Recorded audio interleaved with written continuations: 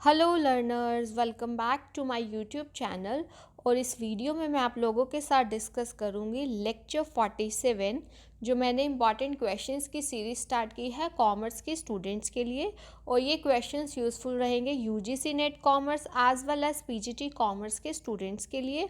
और हर एक क्वेश्चन को हम लोग डिटेल में डिस्कस कर रहे हैं और हर एक ऑप्शन को भी, ताकि इससे आपके कॉमर्स के जो कॉन्सेप्ट्स हैं वो अच्छे से क्लियर हो जाए। ओके।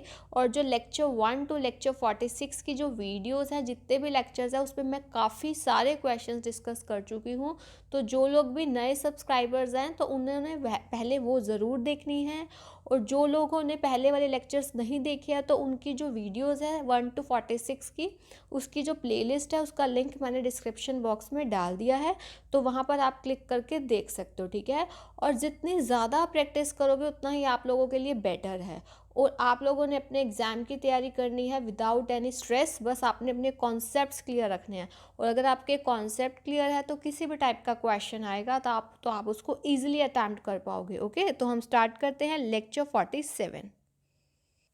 और अगर आप लोगों ने इस यूट्यूब चैनल को सब्सक्राइब नहीं किया है देन यू कैन सब्सक्राइब, ताकि आपको मेरे अपकमिंग वीडियोस की टाइमली नोटिफिकेशन मिल सके अगर आप बेल आइकन को प्रेस करते हो तो। हमारा फर्स्ट क्वेश्चन है व्हाट इज़ CGST। CGST क्या होता है, आपको फुल फॉर्म बताना है। आप लोगों को अच्छे से पता होगा GST goods and services tax के बारे में, ठीक है। तो उसके आगे टाइप है, एक है हमारा CGST, ठीक है, जिसके बारे में इस क्वेश्चन में पूछा हुआ है। फर्स्ट है centre goods and services tax, second है capital goods and services tax, third है capacity goods and services tax and the last one is central goods and services tax. तो देखो, आप लोग इसमें कंफ्यूज हो सकते हो फर्स्ट और फोर्थ ऑप्शन में। तो आपने ध्यान रखना है CGST stands for central goods and services tax, ठीक है। सेंट्रल, आपने सेंटर नहीं सेंट्रल ध्यान रखना है, क्योंकि कई बार एक लेटर का भी पूछ लेता है। यानी कि आपको गुड्स एंड सर्विसेज टैक्स तो पता है जनरली, लेकिन सी में आपने नहीं कंफ्यूज होना, दिस इज सेंट्रल। ओके, अब हम बात करते हैं और कौन कौन से होते हैं। जैसे एक है हमारा SGST को हम क्या बोलते हैं, state goods and services tax. क्या बोलते हैं SGST को, states goods and services tax. तो आपने ये चीज़ जो है अच्छे से ध्यान रखनी है। एक होता है हमारा IGST का क्या मतलब होता है, इंटीग्रेटेड। बस आपने ये मेन चीज़ ध्यान रखनी है। कई बार बच्चे जो है कंफ्यूज हो जाते हैं, आई को इंडियन मान लेते हैं, Indian. No, this is not Indian, this is integrated goods and services tax. तो आपको एक तो ये चीज़ ध्यान रखनी है, ठीक है। तो एक तो सेंट्रल, एक स्टेट और एक इंटीग्रेटेड, ठीक है। और एक बेसिक चीज़ ध्यान रखना, अगर मैं बात करूँ जो कॉन्सेप्ट था GST टैक्स का, गुड्स एंड सर्विसेज टैक्स का जो कॉन्सेप्ट था वो ऑरिजिनेट कहाँ हुआ था, कनाडा में। ये जो मैं आपको एक्स्ट्रा इन्फॉर्मेशन लिखवाती हूँ वो आप लोगों ने ज़रूर नोट करनी है।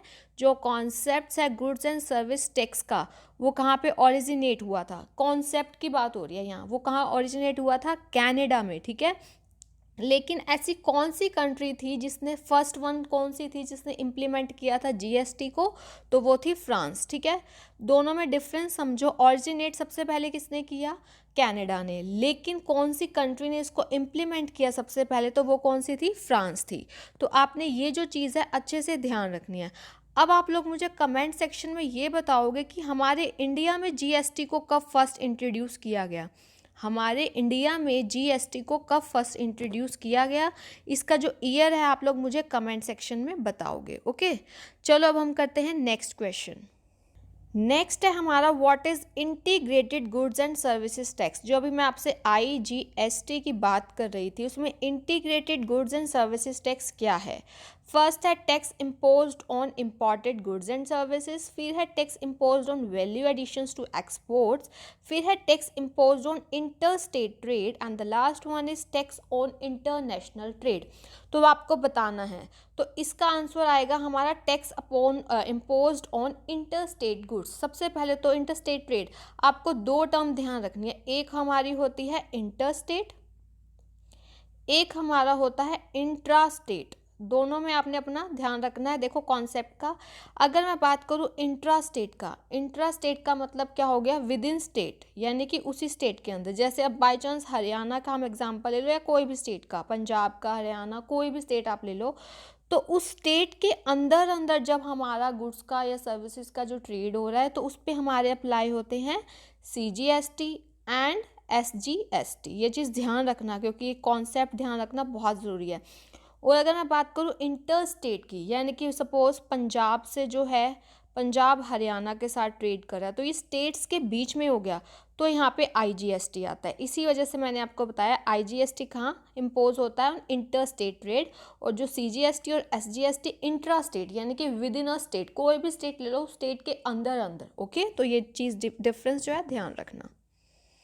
नेक्स्ट क्वेश्चन है, which of the following is included in financial management decisions.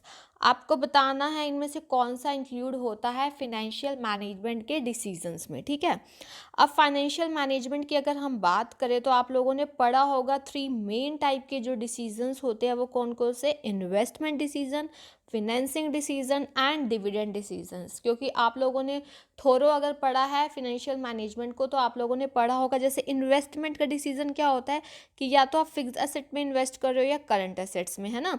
अब फिक्स एसेट्स वाला हमारा कौन से आती थी, कैपिटल बजटिंग टेक्निक्स। आप लोगों ने पढ़ा होगा ना कैपिटल बजटिंग टेक्निक्स, यानी कि जो हमारे लॉन्ग टर्म इन्वेस्टमेंट डिसीजंस होते थे। इसी टाइप से करंट एसेट्स में हम वर्किंग कैपिटल मैनेजमेंट पढ़ते हैं, फिनेंसिंग डिसीजन, डिविडेंड डिसीजंस, ये तीनों के तीनों ही हमारे फिनेंशियल मैनेजमेंट डिसीजंस हैं मेन। तो हमारा आंसर क्या आएगा, all of the above. Next question है, if the complaint filed by the consumer is of ₹90 lakhs under consumer protection act 1986, the case should be filed with. आपसे पूछा हुआ है कि कंज्यूमर अगर कंप्लेंट फाइल करता है, आप लोगों ने CPA कोपरा भी बोलते हैं जिसको हम, consumer protection act 1986, very very important. और इसका जो 3 tier रिड्रेसल मशीनरी मैकेनिज्म है वो बहुत ज़्यादा इंपॉर्टेंट है। तो अब यहाँ से आपको अमाउंट दिया हुआ है 90 लाख का, अगर है कि मतलब कंप्लेंट, तो किस में आप किस में केस फाइल करोगे। तो सबसे पहले तो मैं आपको जनरल इन्फॉर्मेशन बता देती हूँ। देखो, जो अगर हम बात करें डिस्ट्रिक्ट कंज्यूमर रिड्रेसल फोरम की, तो उसमें कहाँ तक की, कितने अमाउंट तक की कंप्लेंट फाइल की जाती है, अप टू ₹20 lakhs, यानी कि कितने तक की अमाउंट, मैक्सिमम 20 लाख तक की। ठीक है, फिर स्टेट थोड़ा लेवल अप हो जाता है, 20 लाख से ज़्यादा एंड 1 करोड़ तक, 20 लाख टू 1 करोड़, मतलब एक्सीडिंग 20 लैक्स और अप टू 1 करोड़। फिर अगर नेशनल पे एक्सीडिंग 1 करोड़, ये बेसिक इन्फॉर्मेशन ध्यान रखनी है, मैं फिर से रिपीट कर रही हूँ। डिस्ट्रिक्ट में up to 20 lakh, state consumer disputes redressal commission में क्या, 20 लाख से ज़्यादा और 1 करोड़ तक, और 1 करोड़ से भी जब एक्सीड कर जाता है तो नेशनल लेवल पे। तो अब क्वेश्चन देखो, 90 लाख है, अगर क्या है हमारा 90 लाख है, तो हम किस में फाइल करेंगे, ऑब्वियस है हम state consumer disputes redressal commission में फाइल करेंगे। तो हमारा आंसर क्या आएगा, बी वाला। नेक्स्ट क्वेश्चन है, अरेंज द फॉलोइंग कॉन्सेप्ट्स, यहाँ पे arrange the following concepts in the order in which they came into force. आपको बताना ये डिफरेंट टाइप के एक्ट्स हैं, ये कौन से ईयर में फोर्स में आए। ठीक है, ऑपरेटिव कब से हुए। तो देखो, आपको मैंने पहले भी बताया है कुछ वीडियोस में कि एक्ट्स जो हैं उनका ईयर काफ़ी इंपॉर्टेंट रहता है। ठीक है, डायरेक्ट क्वेश्चन आ जाता है, सीक्वेंस में लगाना आ जाता है। ठीक है, असेंडिंग ऑर्डर में, डिसेंडिंग ऑर्डर में, मैच द फॉलोइंग। तो बस आप अपने कॉन्सेप्ट को क्लियर रखो। ओके, सबसे पहले कॉम्पिटिशन एक्ट अगर मैं बात करूँ तो ये आया था 2002 में। हम सबसे पहले ईयर लिख लेते हैं। फॉरेन एक्सचेंज मैनेजमेंट एक्ट, इसको हम फैमा एक्ट भी बोलते हैं, ये कब आया, 1999 में। और आप लोगों ने नोट साथ के साथ ज़रूर बनाने हैं। कंज्यूमर प्रोटेक्शन एक्ट, जिसको हम कोपरा भी बोलते हैं, 1986। और securities and exchange board of India act 1992। ठीक है, तो आपने ये चीज़ ध्यान रखनी है। अब आप देखो, इनको ऑर्डर में लगाना है, तो सबसे पहले हमारा थर्ड वाला आएगा, यानी कि कंज्यूमर प्रोटेक्शन एक्ट। ठीक है, फिर उसके बाद फोर्थ, यानी कि securities and exchange board of India act. उसके बाद हमारा फैमा, यानी कि फॉरेन एक्सचेंज मैनेजमेंट एक्ट। फिर कॉम्पिटिशन एक्ट, यानी कि फर्स्ट वाला। तो हमारा इसका जो है करेक्ट ऑर्डर कौन सा होगा आपका, 3, 4, 2, 1। Competition act 2002, FEMA act 1999, consumer protection act 1986 and SEBI act 1992। तो आपने ये चीज़ ध्यान रखनी है। नेक्स्ट क्वेश्चन है, a balance sheet shows only. Balance sheet क्या शो करती है, ये देखो आपने 3 बेसिक चीज़ें ज़रूर पढ़ी होंगी अकाउंट्स के स्टार्टिंग में ही।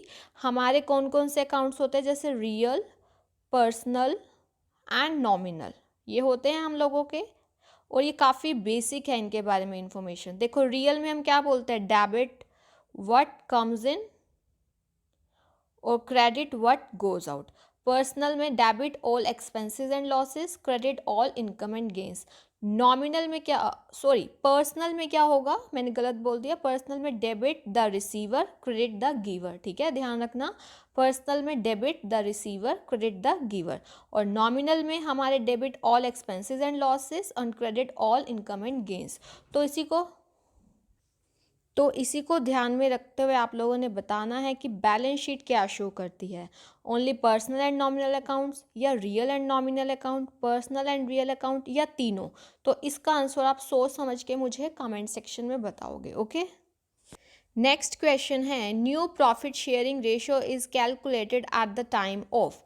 अगर हम बात करें न्यू प्रॉफिट शेयरिंग रेशियो की, तो वो कैलकुलेट किया जाता है at the time of, first है admission of a new partner, यहाँ पे अ न्यू अलग अलग है दोनों, retirement of a partner, death of a partner and all of the above.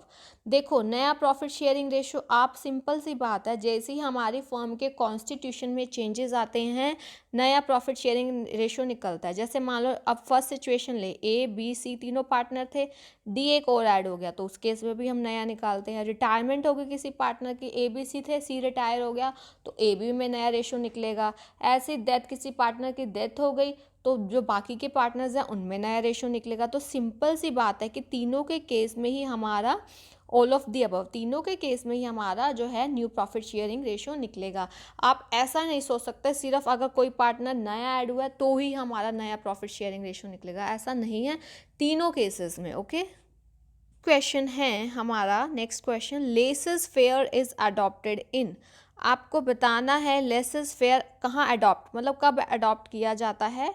सबसे पहले तो लेसेस फेयर प्रिंसिपल का मीनिंग क्लियर होना चाहिए। देखो इसका मतलब होता है कि किसी के काम में इंटरफेरेंस ना करना, लेट देम फ्रीली डू, यानी कि जो वो करना चाहते हैं वो करें। तो ये आपका देखो फर्स्ट है सोशलिस्टिक इकोनॉमिक सिस्टम, फिर है कैपिटलिस्टिक इकोनॉमिक सिस्टम, फिर है मिक्स्ड इकोनॉमिक सिस्टम, और यहाँ पर डी आएगा आपका कम्युनिस्ट इकोनॉमिक सिस्टम। तो देखो मैंने अभी आपको मीनिंग बताया, कोई इंटरफेरेंस नहीं होनी चाहिए, let them be freely. Okay, तो ये हमारा किस में आएगा, कैपिटलिस्ट इकोनॉमिक सिस्टम, जिसमें सब कुछ क्या होता है, प्राइवेट हैंड्स में होता है। ठीक है, तो ये सिंपल सी बात है, तो हमारा ये क्या आएगा, कैपिटलिस्ट इकोनॉमिक सिस्टम में जो है लेसेस फेयर प्रिंसिपल यूज़ किया जाता है। ओके, तो ये कुछ क्वेश्चंस थे जो मैंने आप लोगों के साथ डिस्कस किए हैं इस वीडियो में। अगर आपको कोई भी किसी भी क्वेश्चन में डाउट हो तो आप लोग मुझसे कमेंट सेक्शन में पूछ सकते हो। ओके, और अगर आपका कोई भी सजेशन है तो आप लोग मुझे वो भी बता सकते हो। ठीक है, thank you for watching, keep learning and have a nice day.